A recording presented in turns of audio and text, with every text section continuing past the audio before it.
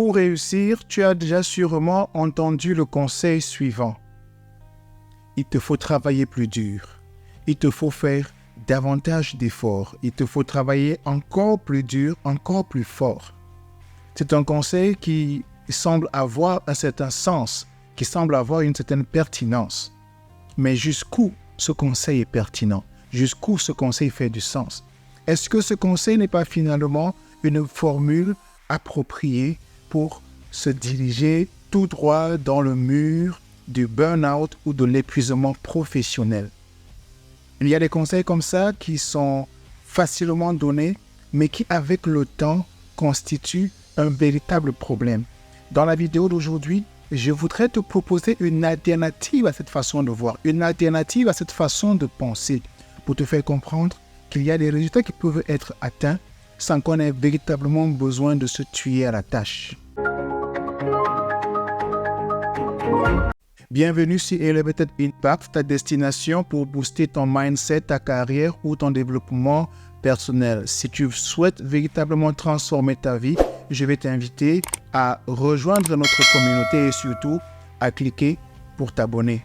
Je le disais tout à l'heure, un des conseils que l'on reçoit très souvent lorsqu'on s'engage dans la vie active, lorsqu'on veut réussir, lorsqu'on a des projets, lorsqu'on est entrepreneur ou bien lorsqu'on travaille dans une entreprise, c'est si tu veux atteindre de meilleurs résultats, il te faut travailler fort, il te faut travailler dur, il te faut faire plus d'efforts. Et même, quand on regarde les choses sur le plan politique, je me souviens en France, à une époque, il y avait un slogan qui disait « Travailler plus pour gagner plus ». Okay? On encourageait les gens à véritablement s'investir dans leur travail. Sauf que très souvent, quand on le dit, quand on y pense, c'est beaucoup plus le côté physique qu'on voit. Donc, on nous encourage à davantage nous investir. Ce qui, dès le départ, est une noble mission, est une noble intention, est une noble idée. Ça fait du sens que de vouloir travailler davantage pour avoir de meilleurs résultats. Ok, c'est normal, je suis tout à fait d'accord, je comprends ça. Mais est-ce qu'il n'y a pas de limites à cette façon de voir? Est-ce qu'il n'y a pas de limites à cette façon de penser? Parce que qu'est-ce qui se passe? Lorsqu'on s'engage dans cette idée de travailler plus, on ne se pose pas la question de savoir est-ce que ce sur quoi on est en train de s'engager vaut la peine de s'engager. Okay. Cela veut dire quoi? Cela veut dire que je suis par exemple en train de vouloir construire une maison solide. Je veux construire une maison qui va résister aux intempéries, qui va résister aux vents violents, qui va résister aux inondations et autres intempéries de la nature. Mais pour ce faire, je suis en train de construire ma maison avec de la paille.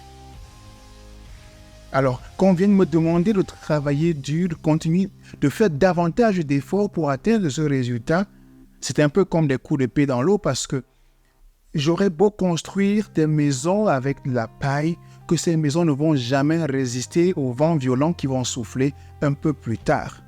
Donc, travailler dur à ce qui ne marche pas, c'est un problème. Okay? Donc, il ne s'agit pas simplement d'encaisser ce conseil, d'encaisser cette suggestion, ne pas se poser la question. Parce que très souvent aussi, justement, je dis non, ce n'est pas en train de marcher, il faut que je travaille davantage, il faut que je dorme plus, il faut que je dorme moins, il faut que je me réveille un peu plus tôt, il faut que physiquement, je m'investisse. Alors qu'en réalité, le problème n'est pas au niveau de l'investissement. Le problème est au niveau de la direction que ce que tu es en train de faire est en train de prendre. Okay? Donc, s'il s'agit de travailler dur, s'il s'agit de travailler fort pour ce qui n'est pas déjà en train de marcher, alors là, c'est la formule idéale pour se casser la tête, c'est la formule idéale pour vivre le burn-out, l'épuisement professionnel à 100%. Donc, on a très souvent besoin de s'arrêter et de se poser la question vraiment froidement, de façon vraiment neutre. Est-ce que ce que je suis en train de faire est véritablement en train de marcher? Est-ce que je suis en train de m'avancer dans la bonne direction? Parce que si je ne suis pas en train de m'avancer dans la bonne direction, ça ne vaut pas la peine de continuer. Il y a en anglais ce qu'on appelle le sunk cost.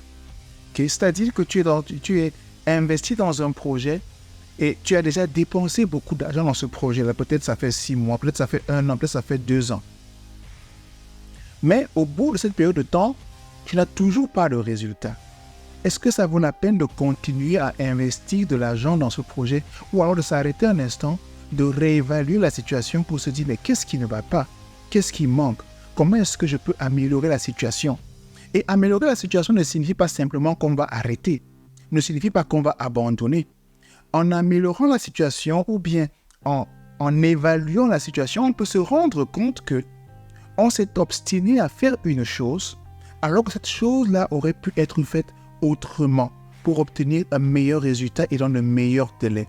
Donc ici, il ne s'agit pas d'abandonner ou de laisser tomber, mais il s'agit de faire preuve de persévérance. Persévérance dans la bonne direction. Persévérance après une certaine évaluation de la situation. Donc on n'est pas persévérant simplement parce qu'on veut s'accrocher à une situation pour dire on ne laisse pas tomber, on n'abandonne pas, mais on fait preuve de persévérance parce qu'on se dit j'ai une vision, j'ai un objectif. À partir du moment où le chemin que j'ai emprunté ne me permet pas d'atteindre cette destination, quel est l'autre chemin que je peux utiliser pour atteindre cette destination? Donc, avoir le courage de s'arrêter de temps en temps pour évaluer sa progression est suffisamment important. C'est très important parce que ça nous évite de perdre du temps. Ça nous évite de nous épuiser. Ça nous évite d'être frustrés. Ça nous évite de perdre beaucoup d'argent dans ce qu'on est en train de faire. Il y a des projets qui nous bouffent de l'intérieur. Il y a des projets qui nous rongent. Il y a des projets qui nous aspirent. Mais parfois, on a du mal à s'arrêter pour dire quelle est la situation ici. Moi, je pense véritablement que travailler dur n'est pas toujours la solution. Surtout lorsqu'on est incapable de s'arrêter pour faire une évaluation de la situation, pour se dire est-ce que je suis en train de faire ce qu'il faut faire? Est-ce que je suis en train de prendre le bon chemin? Au lieu de travailler dur, il faut plutôt travailler intelligemment. Et justement, le fait de s'arrêter pour évaluer la situation, c'est déjà commencer à travailler intelligemment. Parce que travailler intelligemment va impliquer que on sait quelles sont les ressources dont on dispose pour atteindre le résultat. Okay. Qu'est-ce que je veux dire concrètement par là? Je veux dire la chose suivante. Quand on est en entreprise, par exemple, on a 4 niveaux de contribution. On a 4 niveaux de contribution. Le premier niveau, c'est un niveau d'exécution. Le deuxième niveau, c'est un niveau de collaboration. Le troisième niveau, c'est celui de la communication. Et le quatrième niveau, c'est celui de la créativité. Or, très souvent, quand on nous encourage à travailler dur, on s'arrête un peu plus au niveau de l'exécution. Donc, si tu faisais 10 pompes, il faut en faire 20. Si tu faisais 2 appels de tes prospects, il faut en faire 30. Si tu envoyais un seul email de relance, il faut en envoyer 10, 15 ou 20. OK? Donc, c'est un peu de ça qu'il s'agit ici. OK? Donc, quand on nous demande de travailler plus, c'est ça qu'on voit. Et lorsqu'on s'arrête sur ce point de vue, de ce côté-là, on se focalise sur l'aspect physique. On ne peut pas travailler 24 heures sur 24, 7 jours sur 7, malgré notre bonne intention. Donc, travailler plus ne va pas résoudre la situation ici. Tout ce qui est physique est limité. S'appuyer sur nos efforts physiques, s'appuyer sur nos muscles pour obtenir certains résultats va automatiquement impliquer que ce résultat-là sera limité. Si le résultat est lié à l'effort physique. Maintenant, quand on veut travailler intelligemment, on fait entrer les autres niveaux de contribution. Parce que j'ai dit qu'il y a le premier niveau qui est le niveau de l'exécution. On compte beaucoup plus sur nos muscles pour atteindre certains résultats. La parenthèse que je fais ici est la suivante. À tous les niveaux, on aura besoin du niveau d'exécution. Moi, je suis en train de faire une vidéo maintenant. J'ai besoin d'être ici pour exécuter. La question ou bien la nuance va venir de ce que, dans tout ce que tu fais, quel est le pourcentage qui est accordé à l'exécution. Okay? Si l'exécution correspond à 100% de ce que tu as à faire, eh bien, tes résultats seront tout aussi limités. Or, si tu as une bonne marge de manœuvre pour permettre que les autres niveaux de contribution puissent intervenir, ça fait toute la différence. Cela veut dire que travailler intelligemment va aussi impliquer la collaboration, qui est le prochain niveau. La collaboration. Cela veut dire qu'on ne compte plus sur ses seuls efforts physiques, sur ses seuls muscles. En entreprise, cette collaboration va ressembler à la délégation. Cette collaboration va ressembler à l'automatisation. C'est-à-dire, par exemple, on achète un logiciel qui nous permet de faire des choses de façon automatique. Okay? Ou bien qui nous facilite la tâche. Donc, ce qu'on aurait pu faire soi-même, on le confie à un logiciel. Donc, ça peut passer par la délégation, ça peut passer par cette automatisation-là, ou encore par le travail d'équipe. Et là, on s'appuie sur les efforts des uns et des autres pour avoir un meilleur résultat. Il y a toujours l'aspect physique qui intervient, sauf que l'aspect physique n'est plus aussi lourd, n'est plus aussi écrasant. D'accord? Donc, travailler intelligemment, c'est réussir à faire intervenir dans l'équation l'élément collaboration. Parce que quand on collabore, on n'est plus obligé de tout faire par soi-même. On n'est plus obligé de tout faire seul. On peut confier une partie de ses responsabilités à un autre être humain, ou on peut le confier à un logiciel ou à une application ou à tout autre outil qui peut nous permettre d'aller plus vite. Okay. Alors, lorsqu'on le fait, si par exemple en travaillant seul, je pouvais atteindre le résultat 10, maintenant parce que je travaille en collaboration avec ou les autres ou des logiciels ou encore des efforts, des œuvres technologiques, en ce moment-là, je peux, au lieu d'atteindre seulement 10 par jour, je peux atteindre 20, je peux atteindre 30, je peux atteindre 40 et ainsi de suite. D'accord? Ça, c'est le niveau de la collaboration. Maintenant, il est aussi possible que pour améliorer ta façon de travailler, pour améliorer ta contribution en entreprise, que tu sois capable de faire intervenir ta communication, ta manière de communiquer. Pourquoi c'est important? C'est important parce que la communication te permet de passer ton message. Et parce que tu réussis à faire passer ton message, tu réussis à faire par exemple que l'équipe avec laquelle tu travailles reçoive bien l'information que tu as communiquée et donc obtient un meilleur résultat. Parce que si ta communication n'est pas claire, les efforts que tu fais avec ton équipe seront tout aussi flous. Et si les efforts sont flous avec ton équipe, les résultats seront également flous. Donc, si tu veux que les choses soient claires, il faut que dans ta communication, tu puisses dire les choses clairement et simplement pour que chacun et tout le monde puisse écouter et comprendre ce que tu es en train de dire. Et une façon de faire que ta communication soit efficace ici, c'est de se rassurer que parfois on se met à la place de celui qui reçoit la communication.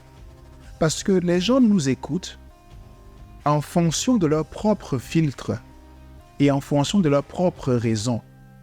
On peut dire une chose pertinente qui peut sauver la vie de l'autre qui est en train d'écouter, mais ça ne l'intéresse pas, ça ne le touche pas, ça ne le pousse pas à l'action, simplement parce que dans ce qu'il entend, il ne voit pas très clairement quelle est la raison qui va le pousser à agir. Or, je le dis très souvent, je vais le redire encore, nous pensons en images. Pour que la communication soit efficace, il faut donc qu'on soit capable de créer dans l'esprit de celui qui nous écoute une image claire. C'est pour ça que lorsque tu expliques quelque chose à quelqu'un, il va te dire « je ne vois pas ce que tu veux dire ». Okay? De la même façon qu'il peut te dire « je ne comprends pas ce que tu es en train de dire », il va te dire « je ne vois pas ce que tu veux dire ». Et à partir du moment où tu vas lui expliquer les choses clairement et il va comprendre, en ce moment, il va te dire « maintenant, je vois ce que tu veux dire ». Pourquoi? Parce que le message que tu as fait passer était suffisamment bien organisé pour créer dans son esprit une image claire. Et c'est cette clarté d'image-là qui permet qu'il comprenne vraiment ton message et se mette à l'action et passe à l'action.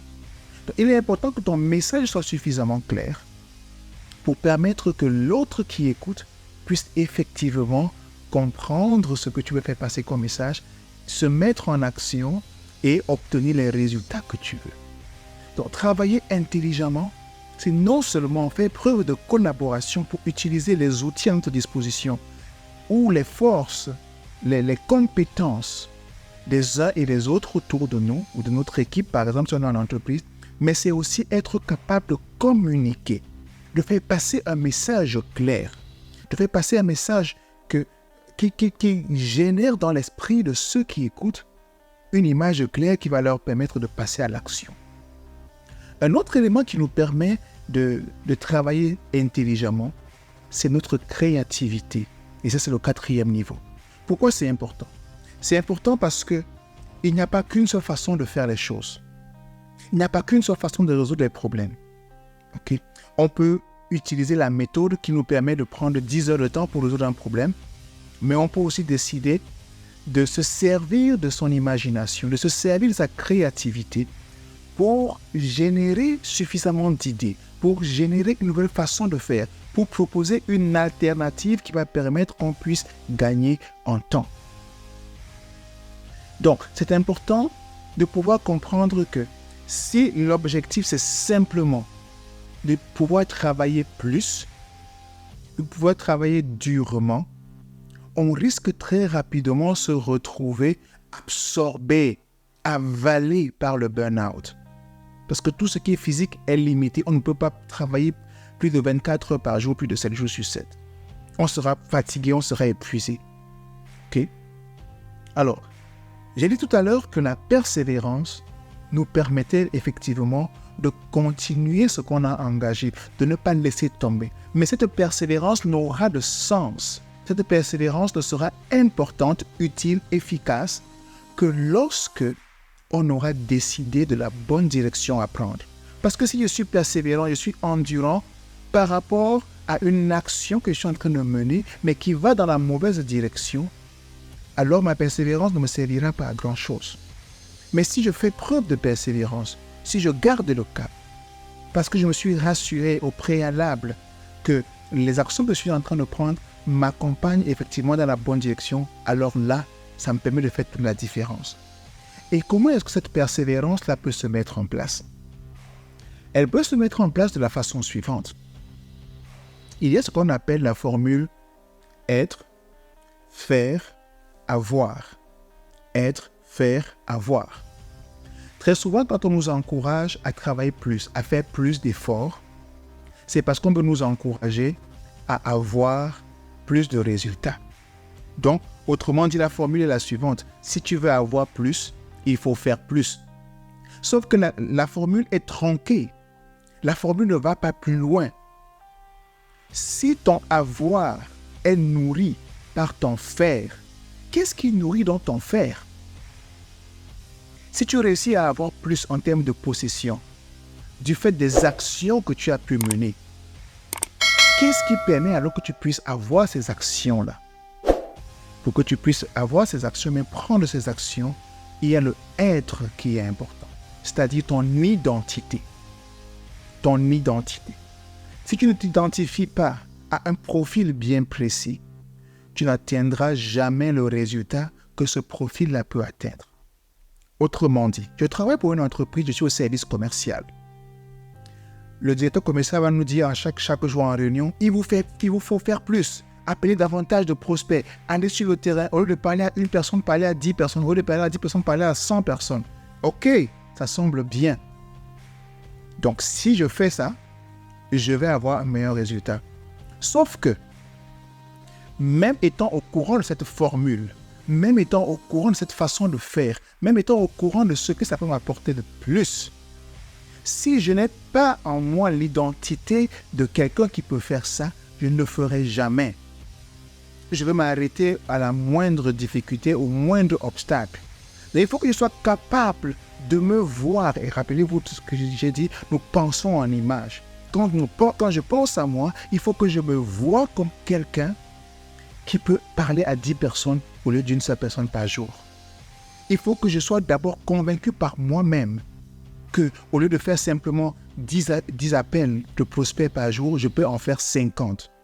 Parce que si je ne suis pas convaincu par moi-même que je peux le faire, si je n'accepte pas que je peux le faire, si je ne me vois pas comme quelqu'un qui est capable de le faire, ça ne vaut pas la peine, je ne vais pas le faire.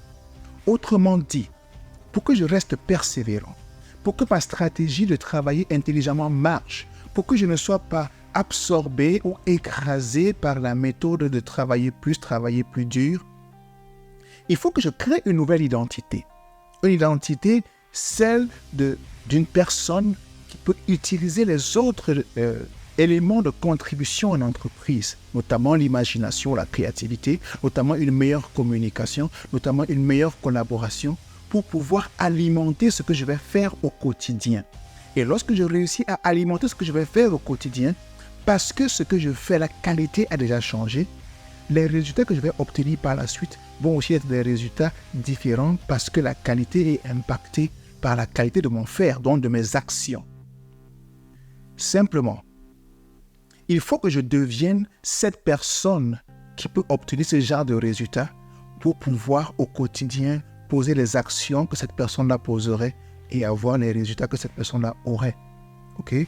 Pour que je devienne chef de service, il ne me suffit pas simplement de penser à être chef de service. Il ne me suffit pas seulement de dire « je veux être chef de service », mais il faut que je me vois comme chef de service. Et parce que je me vois comme chef de service, je vais commencer à réfléchir comme un chef de service. Même si je ne suis pas encore chef de service, je vais accepter les responsabilités d'un chef de service. Lorsqu'il y a une situation, je ne vais pas dire « non, ça ne me regarde pas, ça regarde un autre ».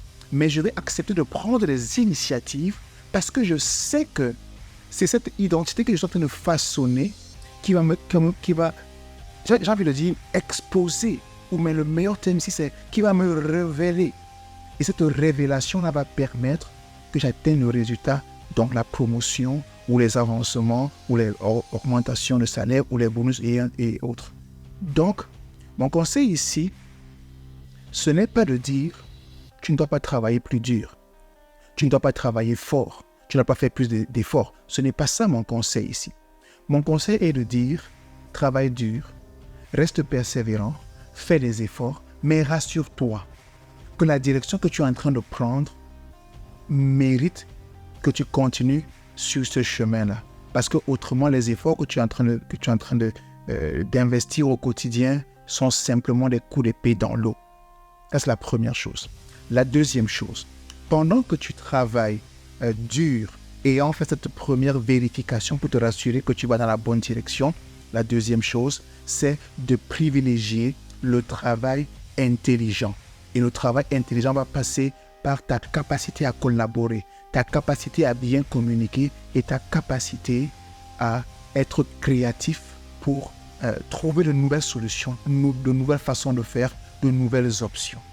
Lorsque tu as mis les deux ensemble, tu te souviens maintenant de cette formule qui t'encourage à créer une identité en fonction du résultat que tu vas obtenir. Tu pars de cette identité-là pour te donner la force nécessaire, l'énergie nécessaire pour créer les actions, bien pour poser les actions qui sont alignées avec cette identité et ces actions qui vont permettre que tu puisses avoir le résultat idéal que tu recherches. Ça peut paraître parfois difficile, mais ça reste possible. Et c'est justement en faisant preuve de persévérance au quotidien que tu arrives à mettre cela en place.